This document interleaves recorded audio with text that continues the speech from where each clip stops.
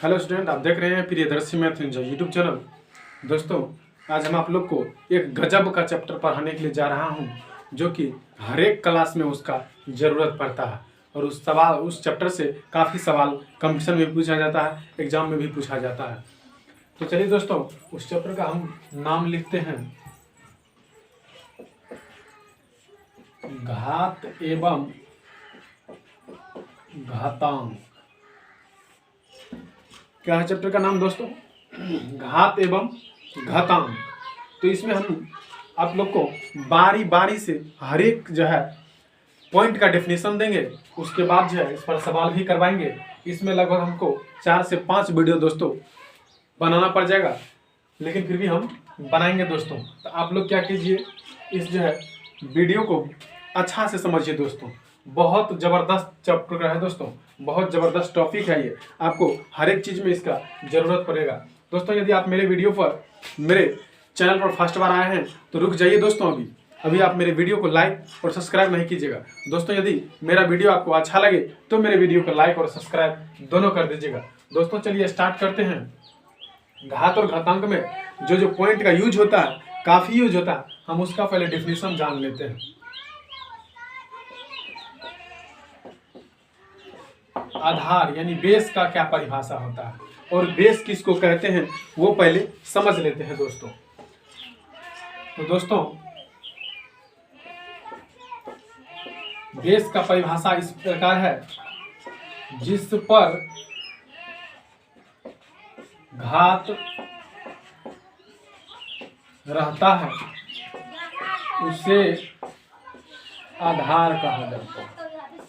आधार कहा जाता है। क्या लिखा हुआ आधार का परिभाषा? जिस पर घात रहता है उसे आधार कहा जाता है।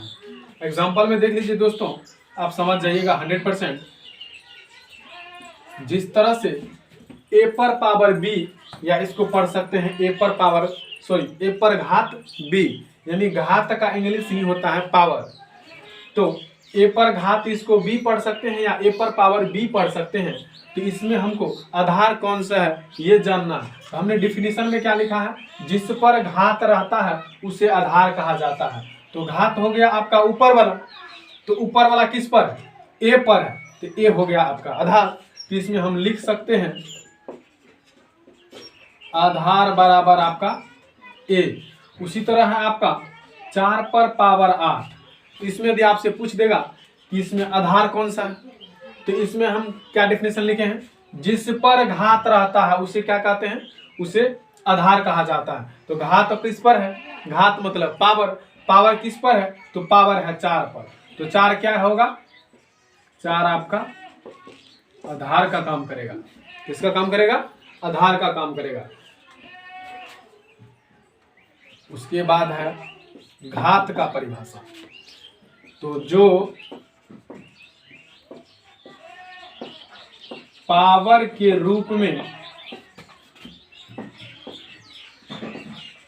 रहता है उसे ही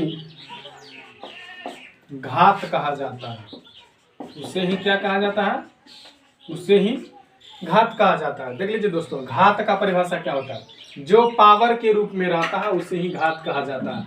मतलब जो पावर होता है, जैसे यहाँ पर है -4 पर पावर आपका 7 हुआ, इसमें बोल देगा कि इसमें आपको घात कितना है। तो घात कितना है मतलब पावर के रूप में देखना है कितना है। तो पावर कौन हुआ? इसको हम क्या पढ़ सकते हैं? -4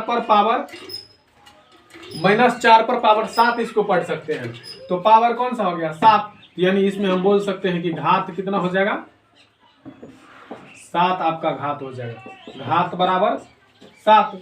उसी तरह से यदि आपको दे देगा कि 8 पर पावर 20, बोलेगा इसमें घात कौन सा है, तो क्या बोल सकते हैं हम? इसमें घात आपका जो है 20 हो जाएगा। जो पावर है वही घात होता है। तो दोस्तों, हम उम्मीद करते हैं कि आप इसको बहुत अच्छे तरीका से समझ गए होंगे। घात किसे कहते हैं, आधार किसे कहते हैं। अब इससे रिलेटेड जो आपको कुछ सूत्र आता है उसको याद करना बहुत जरूरी है, क्योंकि उस सूत्र के माध्यम से ही घात घातांक का हर एक सवाल आप बना पाइएगा। तो चलिए पहला सूत्र हम आपको लिखते हैं यदि गुना में आधार समान हो तो, यदि गुना में आधार समान हो तो पावर यानी घात क्या होता है, जुट जाता है, जुट जाता है। यदि गुना में आधार समान हो तो पावर क्या होता है दोस्तों, जुट जाता है। एग्जाम्पल देख लीजिए, इसका काफी यूज होगा जब सवाल बनाइएगा तब।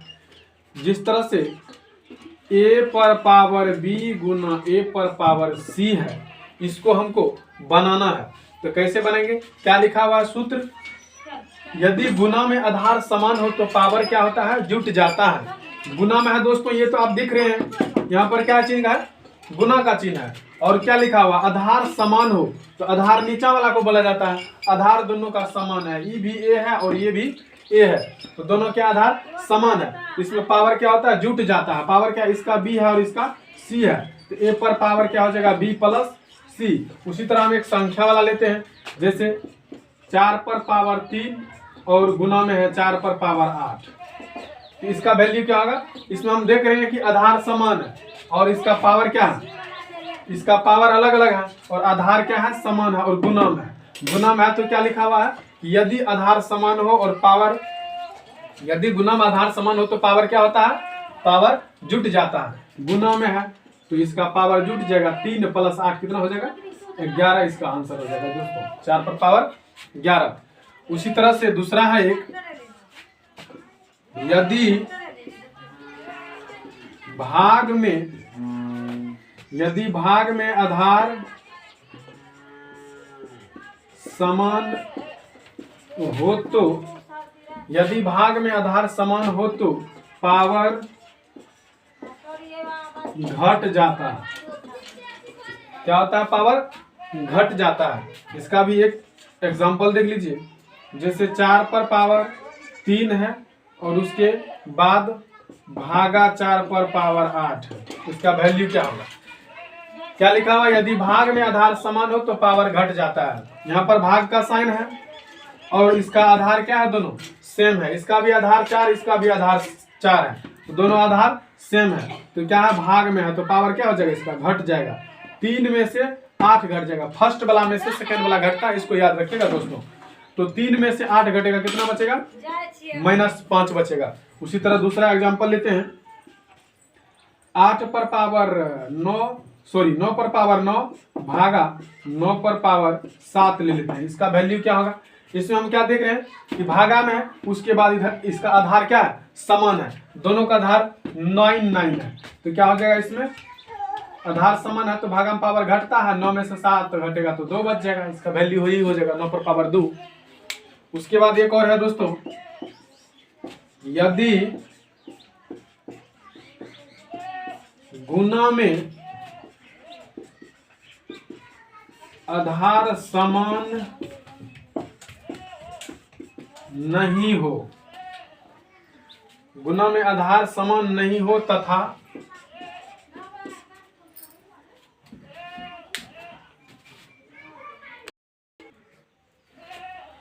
यदि गुना में आधार समान नहीं हो तथा पावर समान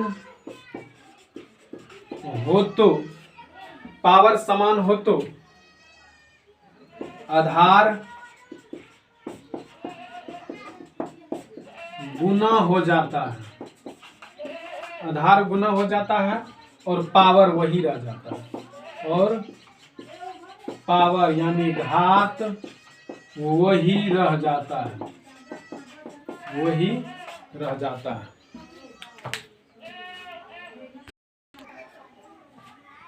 चलिए दोस्तों, 3 नंबर का जो हमने लिखा है उसका एक एग्जाम्पल देख लेते हैं। 3 नंबर का क्या है, यदि गुना में आधार समान नहीं हो तथा पावर समान हो तो आधार गुना हो जाता है और पावर वही रह जाता है। यदि गुना में आधार समान नहीं हो और पावर समान हो तो क्या होता है, आधार गुना हो जाता और पावर वही रह जाता है।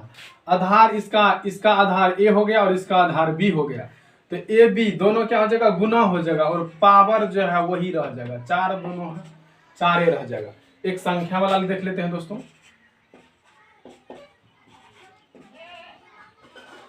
अलग अलग ले देते हैं। आप कहिएगा यहाँ भी 4 है, यहाँ भी 4 है, कोनो बात तो नहीं है, ऐसा बात कुछ भी नहीं है दोस्तों। तो चलिए देखिए क्या है, इसका जो है गुना में है और आधार क्या है, इसका समान नहीं है, लेकिन पावर क्या है, समान है। तो इसका क्या होता है, आधार समान नहीं होता, आधार गुना हो जाता है। कितना हो जाएगा, 8 गुना 3 करेंगे तो 24, और पावर हमारा वही रह जाएगा। यही हो गया। चलिए दोस्तों, अब इसी चीज को जो हमने आपको भाषा में लिखा है उसी को हम आपको शॉर्ट में लिख देते हैं, ताकि आपको याद करने में क्या होगा, बहुत आसान होगा। क्या है, पहला ने हमने जो लिखा है कि यदि गुना में आधार समान होता है तो पावर क्या होता है, जुट जाता है। 1 नंबर में लेते हैं, ए पर पावर m गुना ए पर पावर n। क्या है, आधार दोनों का समान है, इसका भी आधार ए भी है, इसी का आधार ए भी है, तो दोनों का आधार क्या है, समान है। आधार समान हो तो पावर जुट जाता है गुना में, तो क्या हो जाएगा, ए पर पावर m प्लस n हो जाएगा। इस तरह से आपको याद करना। संख्या भी लीजिएगा तो इसके लिए एक संख्या भी दे देते हैं, आपको समझने के लिए आसान हो जाएगा। जैसे a है, a के जगह पर हम 3 ले लेते हैं, उसके बाद फिर एक 3 ले लेते हैं, इस पर 4 ले लेते हैं, सॉरी पर 5 ले लिए हैं, इस पर कुछ ले लेते हैं, 8 ले लेते हैं। तो ए का मतलब क्या हुआ, ए जो मतलब है, इसका मतलब हुआ कि जितना इसका है टर्म वही टर्म ये भी हो जाएगा। इसीलिए यहाँ पर जो हम 3 लिए तो इसीलिए ये भी 3 भी लिए हैं। यहाँ पर है mn का मतलब हुआ कि m अलग अंक हो सकता है और n अलग अंक हो सकता है। यहाँ पर क्या होता है, m प्लस n हो जाता है। यदि गुना में आधार समान रहता है तो पावर क्या हो जाता है, जुट जाता है। तो 3 का 3 रह जाएगा, 3 8 5 कितना हो जाएगा आपका, 13 आंसर हो जाएगा। उसी तरह से दूसरा लेते हैं, यदि आधार समान और क्या होता है, पावर उसका जुटता है, यदि गुना में रहता है तो। फिर दूसरा सम ले लेते हैं, यदि आधार इसका समान हो और भागा में हो तो क्या होता है। यदि क्या है, इसका आधार समान है और भागा में है तो क्या होता है, ए पर पावर m माइनस n हो जाएगा, मतलब घट जाता है। एक संख्या भी लेकर के दिखा देते हैं आपको। जैसे एक जगह पर हम 6 ले लेते हैं, उसके बाद यहाँ पर 4, फिर भागा में देके, उसके बाद फिर a, फिर यहाँ पर ले लेते हैं 3, कुछ भी ले सकते हैं अपना मन से अंक बदल के। यहाँ पर क्या देख रहे हैं हम कि भागा में है, तो भागा में क्या होता है, यदि आधार समान होता है तो पावर क्या होता है, घट जाता है। यहाँ पर जो है 6 का 6 ही रह जाएगा और 4 में से 3 घट जाएगा तो 1 बच जाएगा। उसी तरह से तीसरा पॉइंट जो हमने लिखाया था, तीसरा पॉइंट क्या लिखाया था कि यदि गुना में आधार समान नहीं होता था, पावर समान हो तो क्या होता है कि आधार गुना हो जाता और पावर वही रह जाता है। तो आधार को अलग अलग ले लेते हैं, आधार को a मान लेते हैं, उस एक का और दूसरा का b मान लेते हैं और पावर सेम रखते हैं। यहाँ पर 3, यहाँ भी 3, तो क्या होता है, इसका आधार समान नहीं है तो आधार क्या हो जाएगा, गुना हो जाएगा। a गुना b करेंगे तो a b हो जाएगा, पावर तो वही रह जाएगा, 3 का 3 रह जाएगा। इसका भी एक संख्या लेकर के दिखा देते हैं ताकि समझने में आपको आसान रहेगा। तो a के जगह पर हम 5 ले लेते हैं और b के जगह पर 8 ले लेते हैं, और पावर क्या रहेगा, पावर तो सेम रहेगा, पावर ले लेते हैं 5 दोनों का। तो क्या हो जाएगा, इसका आधार समान नहीं है तो आधार गुना हो जाएगा, पावर वही जाएगा। तो 8 गुना 5 करेंगे तो कितना हो जाएगा, 40 हो जाएगा, और 40 पर पावर 5 हो जाएगा। उसके बाद क्या है, चौथा में आता है ए पर पावर m, पूरे पर पावर यदि n रहेगा तो ए पर पावर m गुना n हो जाएगा। इसी को शॉर्ट में पढ़ेंगे mn। इसका भी एक संख्या लेकर के देख लेते हैं। ए पर पावर, ए का मान कुछ भी हम रख सकते हैं। उसके बाद ए पर पावर m, इस पर पावर 3 लेते हैं, उस पर पावर हम कुछ भी ले सकते हैं, तो 4 ले लिए। तो क्या होगा, ए पर पावर m गुना n, m गुना n मतलब दोनों पावर गुना हो जाएगा। क्या होगा, दोनों पावर गुना हो जाएगा। तो 2 पर पावर 4 दिया, कितना हो जाएगा, 12 हो जाएगा। उसके बाद है 5 नंबर में ए पर पावर यदि आपका माइनस m रहेगा, ये हो जाएगा 1/a पर पावर प्लस m। यानी कहने का मतलब किसी भी संख्या पर यदि पावर माइनस में रहेगा, उसको यदि हम नीचे ले जाएंगे तो वो प्लस में हो जाएगा, या ऊपर में प्लस में है तो उसको नीचे ले जाएंगे तो क्या हो जाएगा, माइनस में हो जाएगा। जैसे एक संख्या लेते हैं 4 पर पावर -8 है, यदि इसको हम नीचे ले जाएंगे तो इसको इस तरह से लिखेंगे 1/4 पर पावर +8। प्लस नहीं भी लिखेंगे तो चलेगा, लेकिन लिख दिए फिर भी। उसके बाद है छठा नंबर में a पर पावर 0 का मान 1 होगा। यानी कहने का मतलब है किसी भी संख्या पर पावर यदि हम 0 देते हैं तो उसका वैल्यू कितना होगा, 1 होगा। जैसे 6 पर पावर 0 है, इसका वैल्यू यदि आपसे कोई पूछेगा तो उसका डायरेक्ट आंसर दीजिएगा 1। कोई भी संख्या हम x ही ले लेते हैं, x पर पावर यदि 0 है उसका मान कितना हो जाएगा, 1 हो जाएगा। तो दोस्तों ये हमारा क्या हुआ, जितना भी आपको भाषा में लिखाए थे उसी को हमने आपको शॉर्ट में लिखा दिया ताकि आपको आसान से याद हो जाएगा। उसके बाद हम आपको एक नेक्स्ट वीडियो बनाएंगे, उसमें रूट से रिलेटेड बताएंगे। रूट से रिलेटेड जो है बहुत स्टूडेंट से नहीं बनता, तो उसमें आपको क्लियर करके बताएंगे, वो भी ट्रिक के साथ, ताकि आप आसान से आसान बना लीजिएगा किसी भी सवाल को।